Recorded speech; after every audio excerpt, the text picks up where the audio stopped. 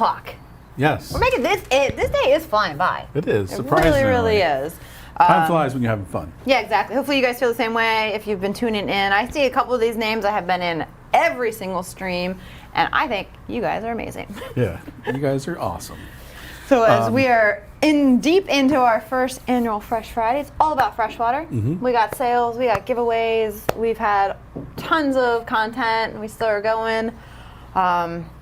This one's gonna be pretty cool. Yeah, if you guys haven't already, do us a tremendous favor and smash that like button. Do it on every stream. Subscribe to the channel. Hit the notification bell. Punch the like button. So aggressive. We got huge sales going on all day. Go to waterboxaquariums.com to get the details. And we are also giving away two $500 gift cards every stream today. So to win that, there is a link in the description. It only runs for 30 minutes. You got to get it in before then. And there's also a bonus word that we're going to drop up on the screen here. So keep an eye out for that. You can go back and enter that to get 10 extra entries. This is actually the last stream for those gift cards because next stream at 7 is our finale, and that's when the 3 $1,000 gift cards are being given away. So for the entry for that, that does close at 7. So you have 57 minutes left if you have not entered into that to get your entry in now. And there'll be 3 lucky winners of a $1,000 gift card, and that is on waterboxaquariums.com for you to enter there. So don't miss out on that because that's going to be someone in about an hour and a half is going to be very, very happy. 3 people, actually. 3 very, very happy people. So stick with that. Keep an eye out for the bonus word on this stream to get those extra entries. And this is one of our most loved streams. We've done it on previous Blue Fridays. People love it. At least 2 or at least 3 Blue Fridays, I think we've done it. Yeah, it's been a standing one just because it is so popular, and it's really cool to see the different ways that people set up their aquariums and their techniques and stuff. So we have picked 2 fantastic Waterbox aquariums to highlight. First one we're going to talk to is Ryan Camerata and his aquarium. So welcome, Ryan. We're really pleased to be able to show off and give inspiration on your beautiful clear 4820. So again, thank you for joining us today. Thank you so much for joining us. Absolutely, guys. Thanks for having me. I appreciate it. So first thing I always want to ask people is, where did you get your start into the freshwater hobby? Was it straight with plants? Have you grown into that? Kind of tell your little history with the hobby itself. So I'll keep pretty to the point. I'd never kept fish before. I had never grown so much as like a house plant in my life.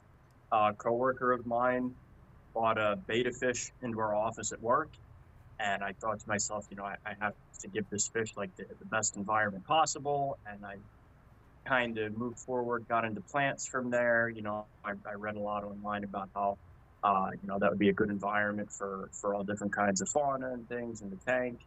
Learned how to cycle the tank, kind of went through the steps from there. But yeah, that was kind of my entrance to the hobby. That was only maybe a little 2 years ago too. So it hasn't been too long, but you know, I definitely went down the rabbit hole as I started. So you've definitely come a long way in 2 years from a betta fish to an absolutely stunning full planted aquarium. I mean, the colors and just the combination of plants used is really, really awesome in here.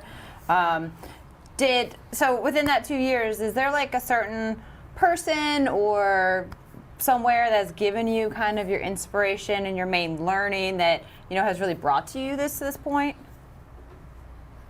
Yeah, there is. There's a couple kind of benchmarks or like key points there that kind of changed the game for me. So obviously when you get into, you know, something like what I have behind me, you get into freshwater planted aquaria, it's a whole different niche of the hobby, and there's a lot of nuances. There's a lot of, you know, like just that niche information. So I figured, where better to find something like that than, you know, kind of old esoteric forums online, right? And I lurked on some of these old forums that a lot of the hobbyists used to use, planted tank forums, and I kind of read up, and I absorbed a bunch of information. I never posted anything. And they finally came for me to post, and I kind of typed out this massive, you know, I could go on and on. This massive catch-all post for everything I had learned that I still needed some guidance on, or that I wasn't sure about. And I'll give this gentleman definitely a shout out by name, Greg Zydick. He's pretty popular in our side of the hobby, for bringing newcomers in, for being really welcoming, really generous in that aspect, sharing his knowledge. And Greg's been in the hobby for a long time, and it just so happened, my luck, that this kind of guru figure, he kind of caught the post, and we started messaging each other back and forth in the forums. He invited me to some pretty popular Facebook groups, and he said, this is where the big dogs hang out. You seem like you're making an honest effort at it, and you're really trying, and we'd love to have you. And I was just kind of really receptive to the information. That's definitely where it jumped off for me, and I kind of jumped into the deep end, so to speak. So you pretty much had someone virtually, I guess so, but take you under their wing and really kind of show you and explain the ropes and kind of guide you towards the point that you're at now. Yeah, 100%. That's spot on, and that hasn't stopped either. I had the opportunity to go out to the Aquatic Gardeners Association convention that they had in 2022, and meet a lot of these guys that I talked to online for a couple of years in person. That sort of dynamic of mentorship, that hasn't stopped. It's one of the things that really keeps me attracted and fascinated by this side of the hobby. That's really good, though. That's so helpful, to have that welcoming community to the newcomers, to bring more people into the hobby, to give more attention to the planted side of freshwater. So that's neat, and hopefully, the Facebook and the forums continue to do that for them. Absolutely. How long has this Waterbox? So it's a clear 4820. How long has this one been set up? I'm going to ballpark it for December. I keep pretty good notes on all of my tanks, startup dates and things like that. So probably, a little north of 6 months. It looks so beautiful for a pretty young tank. Yeah, it's stunning. Let's talk about, what people want to know is let's give a little breakdown of your water box and what you have in there. So let's look at the inside as far as substrate. A lot of people are always interested in what substrate are you using? What do you recommend? Lighting, those kind of basics to start. Right. So, and I'll start off with kind of the answer you're most likely to get is, it depends on what you're growing. It depends on what you're keeping. For the most part, unless you're keeping some really picky fauna, fish don't mind too much about the parameters as long as you keep them stable. So it's not going to matter what substrate you're using or lighting or anything like that too much.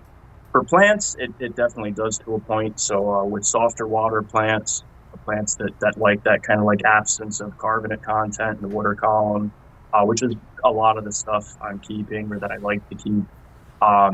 Yeah, you want softer water. So we normally shoot for, aqua soil substrates. So you have ADA Amazonia, you have land and aqua soil, you have UNS contra soil.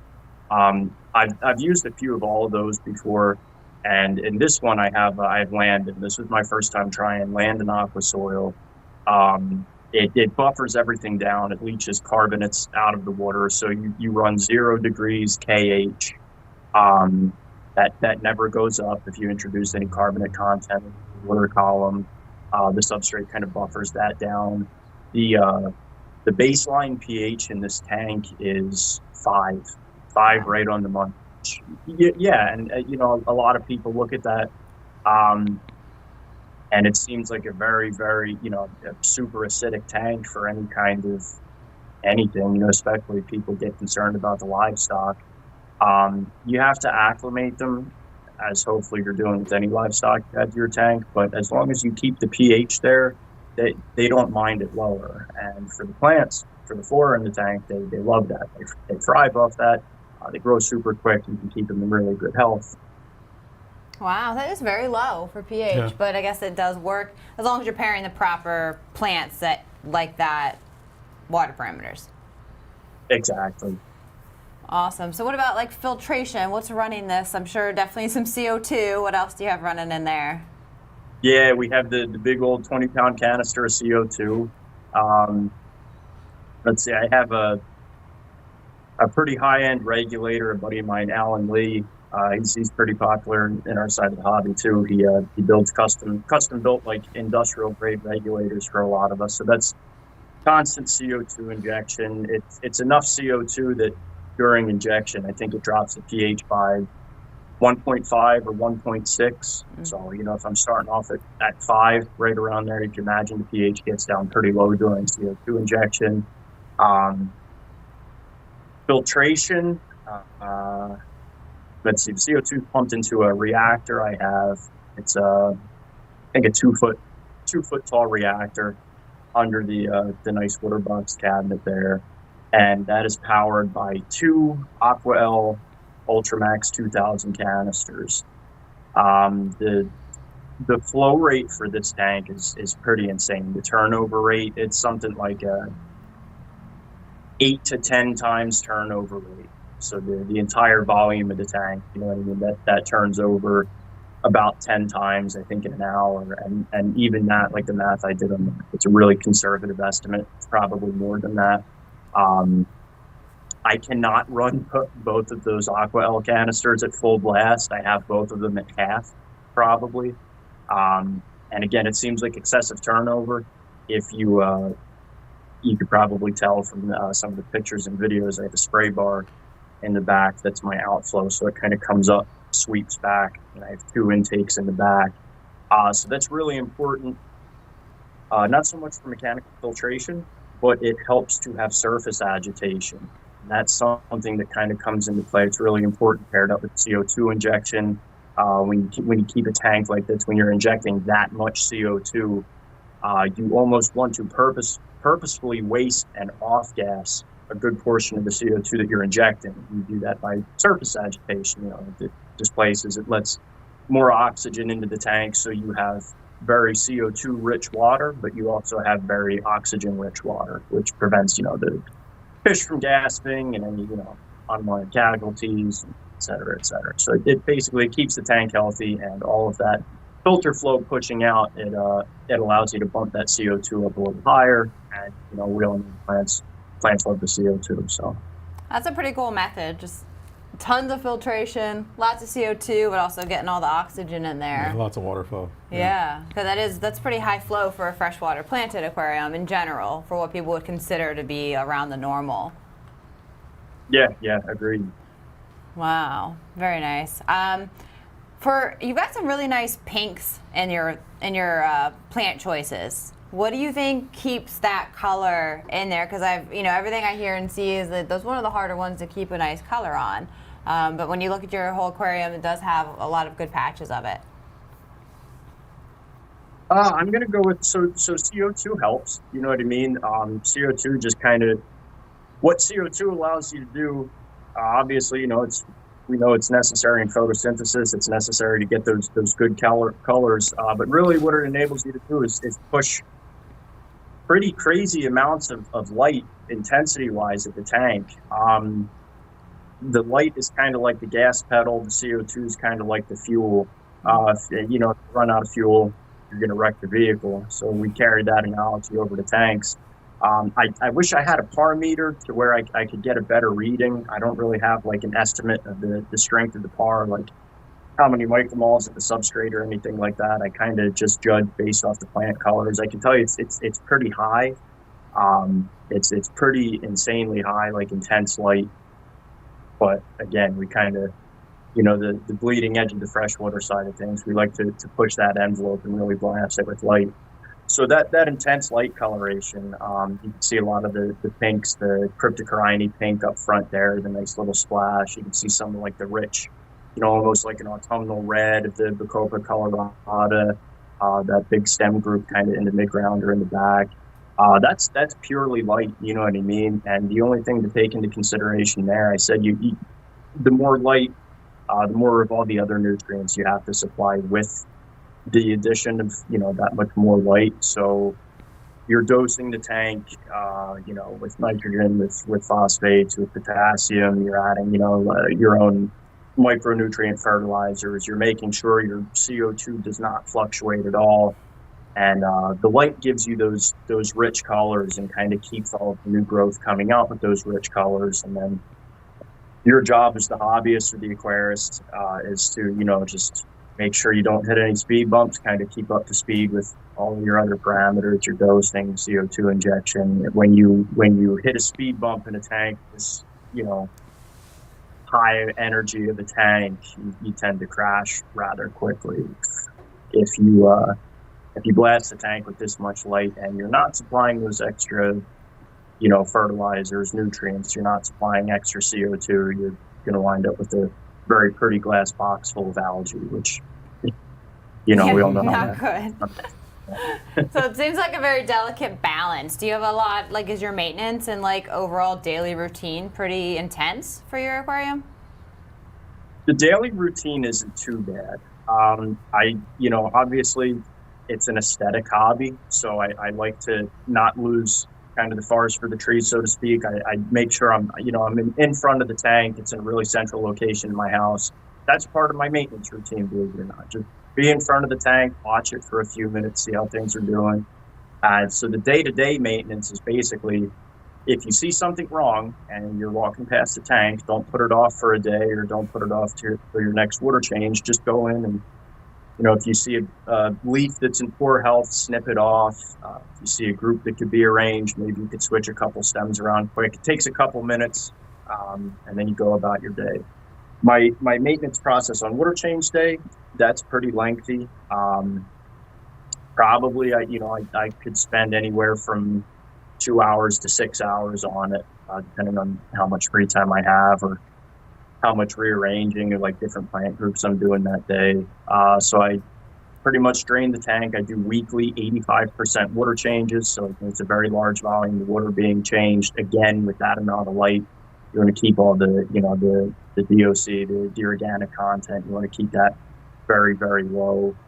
You want to keep the total dissolved solids very low. So I think my TDS reading is usually 120 to 130 parts per million. You drain all that water out. You go in with basically an extra thin siphon, and I have a turkey base or something like that to agitate the soil with one hand while you siphon with the other. And without sucking up any of the aqua soil, obviously, you just kind of agitate the surface of it. You get any of the the detritus that comes off the top. That's when all the trimming is done, everything like that. You take all that, all the waste and organic matter out of the water column. Wipe down the glass, scrape the glass. You know what I mean. You don't take a tank like this. You know what I mean. The clear 4820 and neglect the glass. You keep this thing all the time. You know what I mean. So I pay extra attention to that. I have brushes that I go in, scrub the inside and the seams down with, kind of gently get that off. Do a quick once over of light and CO2. I take degassed readings of tank water to make sure, read the pH and make sure the CO2 injection is where it should be. I have I go in there every couple of weeks with Salifert, the freshwater tests. Mm-hmm. For nitrogen, phosphorus, potassium, general hardness, carbonate hardness, everything like that. And once you get into a routine, the testing doesn't take too long, 5-10 minutes, and you have sort of a baseline. I don't know. I'm a tank geek. I like to nerd with the testing, and I have spreadsheets laid out, and I estimate the accumulation of different things like fertilizers that you're dosing in the tank. You don't have to. You can really just kind of let the plants kind of be your gauge and your guide for that. But like I said, I like to geek out with it, and I like to get into the numbers. It's just another fun aspect of the hobby for me. Yeah, if you love numbers and testing and all that stuff, that just makes it much easier for maintenance, for sure. Going back to the glass, because I meant to ask this, is how did you find Waterbox? What brought you to choose that Waterbox was going to be your aquarium for this planted aquarium? So Waterbox is super popular in both sides of the hobby, like the freshwater as well as the saltwater. Obviously, I know fewer saltwater guys than I do freshwater, but the name is everywhere. You know what I mean? It's very much prominent in, hey, I'm planning I'm 1 year into the process of planning a pretty big display tank. It needs to be perfect and pristine. It needs to be it's going to be a focal point in my house. It's practically, it's like high-end furniture or something like that, like aquatic furniture. You could think of it that way. It needs to be a showpiece, basically. It's not going to be a utilitarian tank. All of the equipment is going to be hidden. There's a lot of thought going into this, and Waterbox is probably usually the first name that's like recommended by pretty experienced hobbyists that like that kind of aesthetic, and that like that, the low iron glass, the rimless tank, the whole appearance aspect. And then a friend of mine, Winston Sumagon, we also had the pleasure of meeting sometime last year. He has 2 clear 4820s, and they're, it's a pretty popular tank. It's pretty famous, like in our little niche of the hobby. And he's one of my big inspirations. There's a couple of guys like that.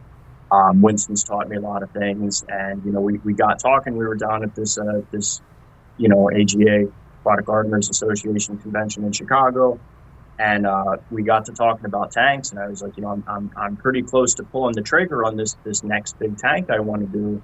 And he has 2 clear 4820s, and they're immaculate. They're beautiful. Winston grows some things that a lot of people like us in the hobby have trouble keeping live, even under the most optimal conditions, and he makes it look easy, and his tanks always look fantastic. And I asked him, I said, they're Waterbox tanks, right? And he was getting into the details with me about the dimensions and the actual model, and I'm like, yeah, I think that's what I want to go with. Nice. Yeah, I've seen Winston's tanks. They're absolutely crazy beautiful. That's a good friend and mentor to have right there. Oh, great, 100%. He's a fantastic guy. He really is. If you could give like 1 or 2 top tips to someone who's looking to get into planted aquariums, or maybe has had a hard time and wants to try again, like what would be your words of wisdom, things you've learned and maybe you wanted to know in the beginning? Yeah, I definitely have a couple that would take top of the list. The first one is plant husbandry. Grow as many different species as you can. Try as many different looks as you can. 99.9% of this hobby, it's about maintenance and the care that you're able to take with things. If you're not able to spend as much time as you'd like to with the tank, then you can dial things back a little bit. Husbandry is everything. Husbandry is going to be, that's the way you're trimming and keeping plants clean, keeping your substrate clean. You're organizing groups the right way. You don't have them blowing around in front of the filter or getting too much or too little CO2, too much or too little light. The only way to do that is to learn, is to experience. So that would be tip number 1. Read up, talk to other experienced hobbyists about what tips they can give you further for plant husbandry. Really just boils down to kind of experimenting with different species, learning what they like and dislike. And then tip number 2 would kind of follow up on, I guess, the tail end of tip number 1. It would be ask questions, get with other hobbyists, get into the habit of, post your tank picture up. Don't be intimidated by other people. I know I was when I first got into it. Again, you look at some people's tanks and you're like, man, they're on a completely different level than I am. Like I don't want to ask, him or her for advice. They're going to laugh at my tank. They won't, I promise you.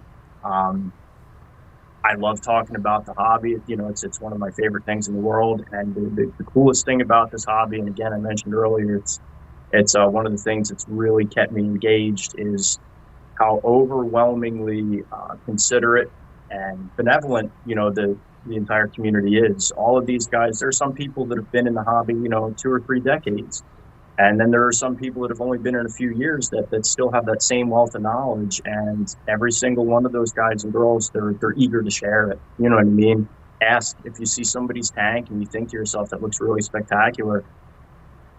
Hit them up, send them a message. You know what I mean? Leave a comment on a post or something like that. It's easy to be intimidated by somebody like that. But I've talked to some of the, some instantly recognizable names in this hobby, and they're some of the most kind, down-to-earth people you could imagine. And basically all they want to do is tell you about their tank and how they do things. And it helps, if you can stay open to advice like that and adjust on the fly, you'll be fine, Well, most aquarium people have no problem talking to other people about their aquarium. So reach out, because everyone started from the very beginning at some point.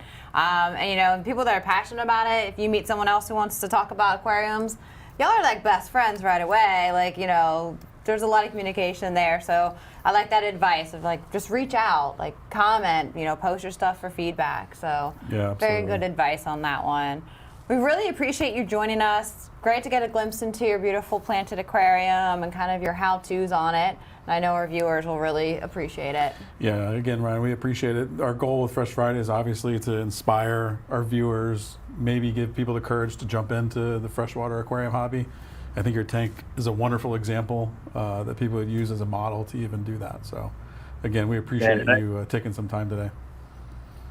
I appreciate you guys for the offer, and for all the compliments to the tank. I do. It's nice to hear, and I hope the same thing, guys. Like I hope it gets more people involved and kind of, you know, lowers that barrier for intimidation. I was brand new 2 years ago. You know what I mean? So.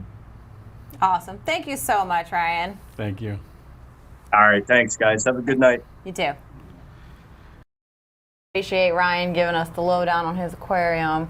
Yeah, absolutely. And thank you, Ryan, for being in the comments too and interacting with everybody. Yeah, he's answering a whole bunch of people's questions, Yeah. which is great. So, beautiful aquarium. He definitely puts in his hard work to it, and it shows. I mean, it's just absolutely gorgeous. So, we got that one, and then we have one that's completely different on this one. So, for our next owner spotlight, we have Lily Small showing us her Cory tank. So we have Lily with us today with her Frag 145.5. We appreciate you joining us, and we're really excited to learn all about your setup. Oh, I'm so happy to be here. Thank you for inviting me. It's a pleasure. Yes, we're happy to have you, and I know others are going to be real excited to learn about your aquarium. But like, how did you get into the hobby? Like, how did it all begin, and how did you find Waterbox? So I grew up with so many pets. I've always had so many animals. I grew up in Brazil, surrounded by nature. So I had lots of animals, including fish. And I think I got my own fish tank, my first one that was actually mine and not a family one, when I was 14. So I've had a fish tank since then. I'm almost 30. And I really enjoy having a sumped aquarium. My last two have had a sump. So when it came to the time where I was in the market for a new one, I knew that I wanted a sumped tank, and with that it's a more natural progression towards a marine setup. There's not very many, or I don't think any on the market in the UK that are set up for freshwater and have the sump. You'd have to do it yourself. So I was doing a little bit of research. Somehow I came across Waterbox when I was researching other kind of marine brands, and all the feedback I was reading online was that the build quality was better, the glass is clearer, it's so easy to set up the plumbing. So I went on your website. You were actually having a sale at the time, and I managed to get my frag tank. So it all lined up perfectly, and I chose the frag specifically. I was never going to have corals in there, but because it's got that huge surface area for the cories to kind of snuffle around and explore the sand, which is the type of fish that I particularly love. So the frag was perfect. It arrived so quickly. It arrived a couple of weeks after I bought it. I didn't expect it to actually come so soon, so I had to rope in a couple of my big lad friends to help me get it into the house and set her up. Excellent. So you have the Frag 145.5. How long has this system been set up for? I got it, I think, January last year, so about a year and a half. Okay. That's awesome. And it's been easy from day one. I didn't need any help apart from, some friends to carry it in because it's heavy. But other than that, I plumbed it in on the same day. I used all my old kind of media from my previous tank in there, and it was up and running within days. It was. What made you decide to do a Cory cat dominated aquarium? It's not something you see often. I absolutely love Cory cat, so I feel this one. But what made you decide that? I often had some different Corydoras in my tanks in the past, and I just had your kind of easy to find ones, at least in the UK. So I would have the Trilineatus or the Habrosus, which are a tiny cory, one of my favourites, and they're quite easy to find. I was doing a little bit of research on eBay, and I managed to find a breeder who was just down the road from me who bred green lasers, and they're quite a rare type of cory, and they are like jelly bean green. They're so definitely green, they're beautiful. So I took the trip over to see them. I brought home, I think, 6 on that day, and I just lost it from there. So that was a couple of years ago at least now, and that was with my old aquarium, and I just became so interested in the cories after that. I started doing all sorts of research. Now I've got, I think, 22 species in this tank of cories, so I just keep collecting as many as I can find. And I just really love their behaviour. I love how they shoal. I love how they nestle through the sand and try to find food that way. I've actually got a little, one of those tabs behind me. I put one up now so that I could get some of the cories out, because they can be a bit shy, but if you feed them, they'll come out, and they're just my favourite fish. They're so full of character, and every species is so different. You have so many patterns and colours and variation in size and shape. I really enjoy the cories. Wonderful. Adorable. Were there any special considerations that you had to keep in mind when you wanted to set up this tank specifically for cories? So I knew I wanted a really large kind of base surface area for them, which is why I chose the frag. I didn't necessarily need depth of the tank. I didn't need it to be very tall. So I thought this was a perfect fit, really.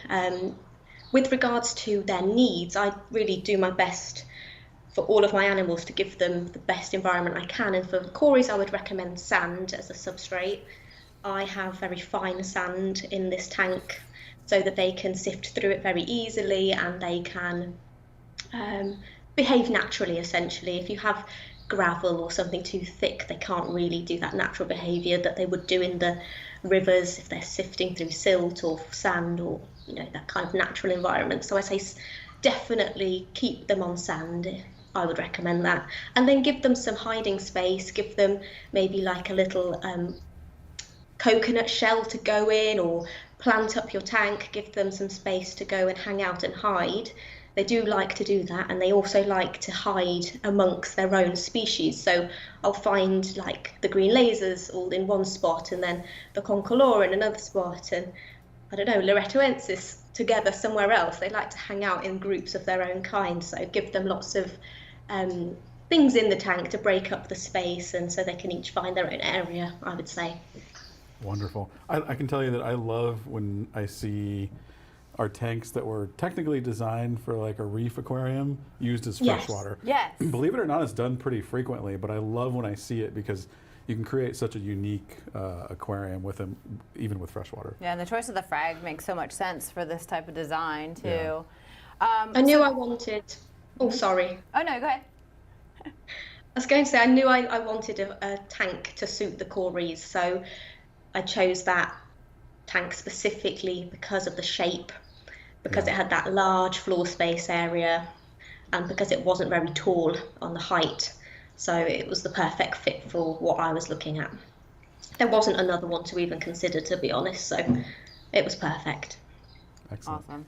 Awesome. Let's talk about like the equipment and maintenance care and all that of your water box. What do you do to keep this going, and what's your filtration like for? That's a lot of cory cats in there. It is quite a heavy stock. I have quite a few, so I really like to maximise the sump space. I've got an ungodly amount of biomedia in there, and lots of layers of sponges. You can't see the reflection, but kind of the back chamber is layer upon layer upon layer of sponge. As you go higher up, it gets finer, so there's tons of surface area. Oh, it's all black in there, but there's tons of surface area for all that good bacteria to be growing. I do religiously do a 50% water change. I've always done that with my tanks, and to help me with that, I have a python which takes the water out of the tank straight into the garden, goes on the plants, which is perfect, and then it hooks up to the tap in the kitchen for refill. So that makes life so much easier when you've got quite a lot of water that you need to be changing regularly. Other than that, I just use a bit of Seachem Safe mainly because it's really good value for money. That tub will last you months, if not years, and some fertilizer for the plants. I haven't found a perfect brand yet, fertilizer. Anything will really do for me, and some root tabs in there as well. But maintenance wise, it's pretty easy going, as long as I maintain, that water change schedule. Occasionally, of course, I'll change the filter floss, I'll rinse my sponges out, but it's very low maintenance, especially compared to something like a marine tank, I would imagine. Low maintenance is good. So the 50% water changes how often? Every week. Oh, every week. Okay. Nice. Yeah. Excellent.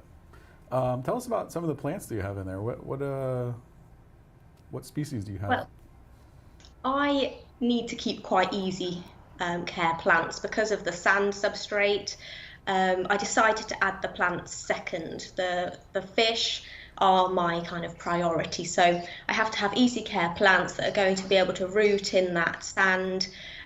So I've got different types of cryptocoryne mainly, various different varieties, lots of Nymphea lotus grow really easily. I've got some different kind of mosses in there too, especially in the back, which are really nice, especially if any babies survive, they can find food in the mosses. But all of my plants are very low maintenance really as well. As long as they've got the light source and a little bit of fertilizer, they're doing well. I do really like the vallis. You can see I've got some vallis that are growing almost kind of on the surface now. They're getting really long, and they are also, again, a very, very low maintenance, easy plant. I don't have any CO2 in this tank. It is something that I'm wanting to add probably in the next few months, but for now it's, again, very, very low maintenance for the plants as well. Nothing wrong with that. I see some really nice tiger lotus in there too. Yes, absolutely. I really like the lotuses. Yeah.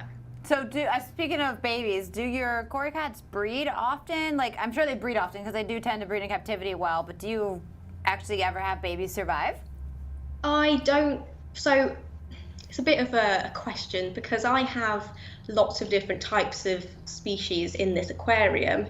I don't really want them to breed. So they will breed, but because I've got cories from different lineages, we have 9 lineages in cories. When they crossbreed, it's a bit frowned upon. So sometimes they will spawn in the tank, but the other guys in there, the tetras, I've got some petricola catfish, they will just eat all those little eggs as a snack. So unfortunately, they don't really survive, but they do try to breed. Okay.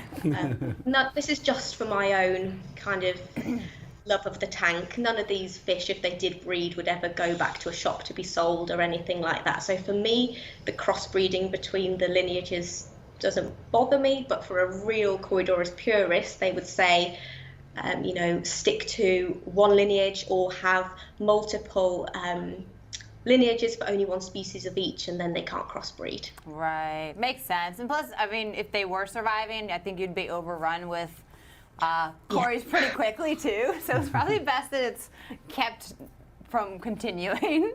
Yeah, they don't survive. I've got I think 3 little petricola catfish, and they literally hoover them up as soon as they're laid. They eat them as snacks. So yeah, they're not going to live very long, unfortunately. Not a worry. Tell us, like, if you talking to someone who wants to get into the freshwater hobby, keeping either a species tank or planted or anything, like, what's something that you've learned now that you wish you kind of knew in the beginning of starting your hobby and your adventure into freshwater? I think it's always good to try to do your research on your type of fish that you want to keep. Maybe pick a showcase fish or a species that you really love, and then build the rest of your tank mates around it. But also, what I've recently learned is that there's so many great communities, not just the Waterbox one, which I looked into before I even bought this tank, but you can find species-specific communities on Facebook or similar, and just talk in there. Ask any questions. Don't suffer in silence. If you're having an issue or if you have a question, just reach out, and people will love to help you. And eventually you'll start answering the questions as your knowledge grows as well. You can help other people. But also a tip I would suggest is just buy the biggest tank you can afford and you can fit in your house to begin with, because you will want a bigger one, and just save yourself the headache. Just get the biggest one to begin with. That's really good advice. That is inevitable. That is so true. The desire to upgrade is very intense once you get into this. So if you can start bigger, that is saves you, like you said, saves you probably a lot of money and trouble and headache down the road. Yeah, for sure. Absolutely. Can our viewers find you anywhere on social media, like Instagram or Facebook? Yes, I set up an Instagram for my Corys because I was boring my friends to death on my personal one. So it's called Lily's, and then a dash or an underscore actually, Lily's Corydorus. So you'll be able to find that on Instagram, and you can see all of the Corys. There's loads of photos and videos, and yeah, it's my own little personal archive. If anybody would like to have a look at it as well, they're more than welcome to. And really, I just want to share the love of the Corys. They're so fun. They're so fantastic when you see them feed, and when you see them kind of sifting through the sand to look for maybe live food. If you get them some bloodworm or blackworm or whatever you're feeding them, they're just a joy to watch. I can spend hours easily just wasting time watching them.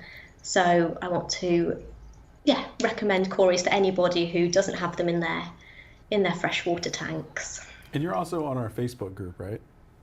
Yes, that's how I found out about the Waterbox tanks, really. And I even found some of my real life friends in there too that have marine tanks. So yeah. Cool. Yeah, so if our viewers want to see some other pictures of your tank and progress and stuff, they can follow it there. Yeah.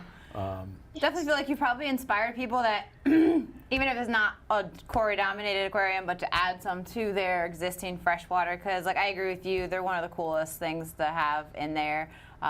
So I know everyone has thoroughly enjoyed learning a little bit about it, and definitely your social will be linked down and below, so you guys can check that out, and definitely keep an eye on her updates. Yeah, so we greatly appreciate you giving us some time today to talk about your tank, and we can't wait to share it. It's been a pleasure. Thank you so much. Thank you. Thank you. Have a lovely rest of the day, and yes, I'm still in the Waterbox group, so I'll definitely be talking to you in there again. That was great. It's nice to see two very different aquariums because there's so many ways to do everything. Mm-hmm. Your dosing, your filtration, your maintenance, like everything is so different. And that's why these owner spotlights are so cool, because it shows people's different methods and different ways you can do it. And there's 5 million other ways that each of these things could be done. And Lily's tank, I'm just biased. I absolutely adore that aquarium. Mm-hmm. I love Cory cats. We've featured her on some of our lives before, like showing different types of varieties and stuff. Mm-hmm. I always love her aquarium. Yeah. So always very stunning, always very clean. It's very clean, and those Corys are so cute. I love Corys. So hopefully you enjoyed and got some really good insight between those two different Waterbox owners. And we do have some gift cards to give away. Yeah, let's do it. 2 more winners. Are we ready? All right, winner number 1. Brandon Matthews. Congratulations, Brandon. Getting the hookup today. Congratulations. $500 in your pocket to buy some Waterbox. Yep, and the last $500 gift card, but not the last gift card. True, last 500. Yep. All right, ready? All right, winner number 2. Winner Tablet. Congratulations, winner. Awesome, guys. You'll be getting hooked up with those very soon. Hopefully you get something really, really cool. Mm-hmm.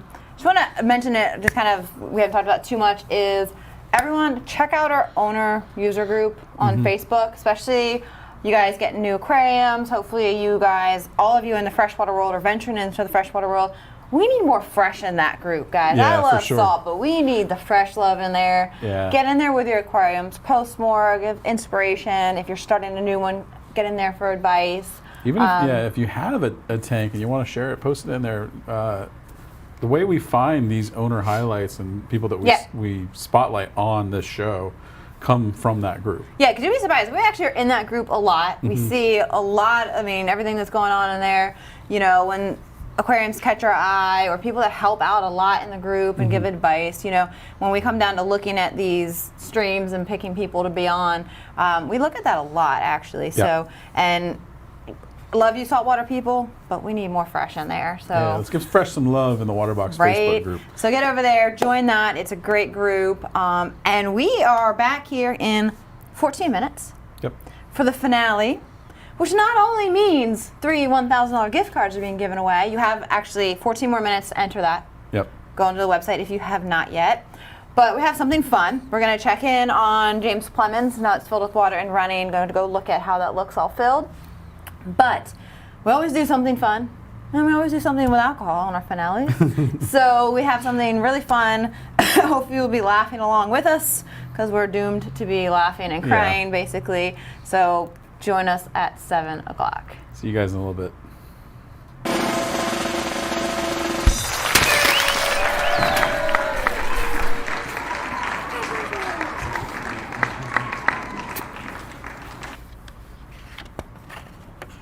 Make sure to smash the like button, subscribe to the channel, and hit the notification bell. Don't go anywhere. Make sure to join us on the next Fresh Friday stream for more guests and giveaways. And don't forget, Fresh Friday is the best day to save big on